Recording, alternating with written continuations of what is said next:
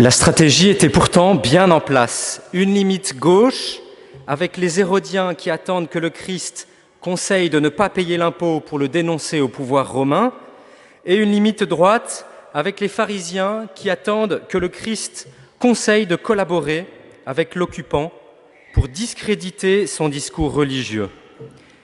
À noter que les courageux pharisiens préfèrent envoyer leurs disciples plutôt que de se démasquer devant la foule. Et oui, que penserait-on des experts de la loi s'ils venaient interroger eux-mêmes un simple rabbi de province? Quoi qu'il en soit, le piège est parfait, pas moyen d'en réchapper.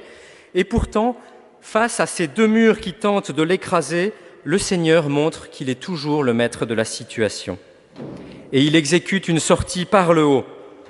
Alors que le débat se place à un niveau horizontal, au ras des pâquerettes, vous m'excuserez l'expression, le Seigneur nous fait prendre de la hauteur. Il introduit dans nos calculs temporels un peu de transcendance divine. Et il démasque au passage nos plans tordus. Hypocrite, pourquoi me tendez-vous un piège, dit-il aux pharisiens qui se servent de la loi pour condamner leurs frères. L'accusateur, le redresseur de tort, comme je le disais aux plus jeunes, c'est le démon. Laissons-lui cette triste besogne. Voilà pour le cadre. Entrons maintenant dans le fond du problème. Sous une question de gros sous se cache souvent une question de pouvoir. Comment se positionner face à César? Faut-il le cautionner et donc perdre son âme? Ou faut-il lui refuser l'impôt et donc risquer de perdre son corps? Car c'est là le but affiché de nos accusateurs, pousser Jésus à la traîtrise ou au martyre. On transpose souvent ce débat dans notre société en une opposition du spirituel et du temporel. Et c'est vrai qu'il nous faut trouver, avec cette phrase du Seigneur, « Rendez à César ce qui est à César et à Dieu ce qui est à Dieu », l'articulation la plus juste entre les deux pouvoirs. Sur cette question, je ne ferai que citer le Concile Vatican II qui nous rappelle le principe traditionnel de l'Église sur l'articulation des pouvoirs. Le Christ, nous dit la déclaration Dignitatis Humanae, reconnu le pouvoir civil et ses droits, ordonnant de payer le tribut à César, mais en rappelant que les droits supérieurs de Dieu doivent être respectés. Mais je voudrais attirer votre attention sur un autre aspect soulevé par notre Évangile. Pour cela, il faut nous rappeler que dans l'Antiquité, le César est considéré comme un dieu. Il reçoit un culte dans lequel il tient la place d'un Dieu vivant.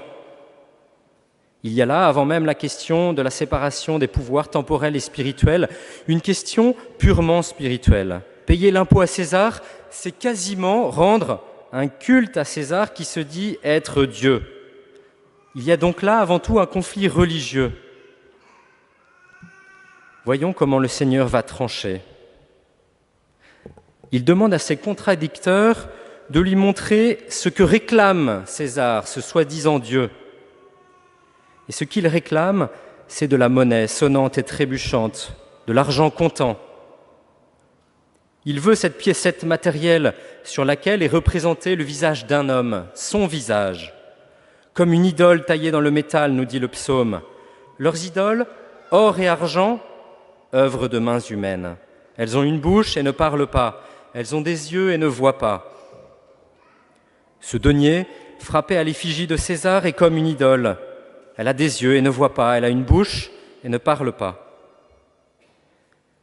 César, donc, ne peut prétendre être un Dieu, lui qui a des désirs matériels, des désirs terrestres. Qu'on lui rende donc ce qu'il recherche, qu'on lui rende ce qui le fait vivre, dit le Christ, mais qu'on ne place pas César au-dessus de Dieu. Sans condamner nos systèmes sociaux et politiques, sans les mépriser, ne les prenons pas pour ce qu'ils ne sont pas. N'en faisons pas la fin de toute chose.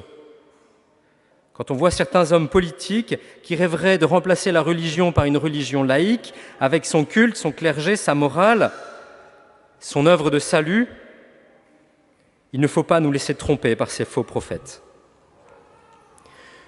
Dieu, lui, le vrai Dieu, n'est pas à la recherche des biens purement matériels. Pourtant, il cherche quelque chose qui lui appartient, et c'est justice qu'on le lui rende.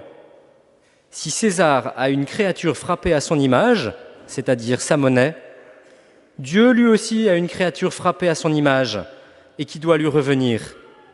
Cette créature, c'est chaque être humain, en tant que créé à l'image et à la ressemblance de Dieu. Et c'est a fortiori chaque baptisé, chacun d'entre nous, en tant que frappé à l'image du Christ, comme configuré, portant la figure du Christ en son âme. Voilà ce que Dieu cherche. Voilà l'impôt que le Christ nous invite à lui rendre. Nous sommes marqués depuis notre baptême par le Christ lui-même.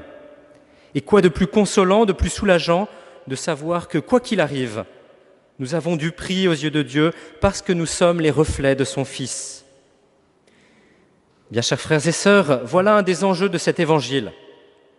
C'est de nous faire prendre conscience de notre valeur infinie.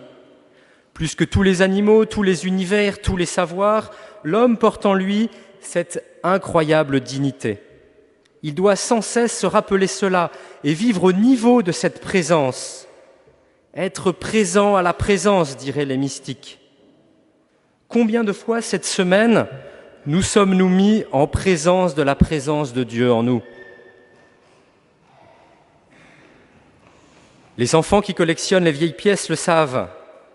La petite monnaie s'oxyde et il faut souvent frotter, décaper le métal pour que la pièce reluise comme à l'origine. C'est ainsi que l'effigie peut apparaître et rayonner. Eh bien, il en va de même pour notre âme. Un trésor nous habite et il faut nous rappeler sans cesse à cette présence, à cette effigie que Dieu a placée en nous. Ne nous laissons pas oxyder par d'autres préoccupations matérielles. Elles sont nécessaires, certes, mais ne nous laissons pas étouffer par elles. Que le denier de César, et comprenons-nous bien, je ne parle pas de l'argent, mais de toutes nos activités humaines, que le denier de César ne prenne pas la place de Dieu dans nos vies. C'est ce que nous demande le Seigneur aujourd'hui. Entrons dans ce chemin d'offrande intérieure et rendons à Dieu ce qui lui revient en justice, c'est-à-dire notre vie entière.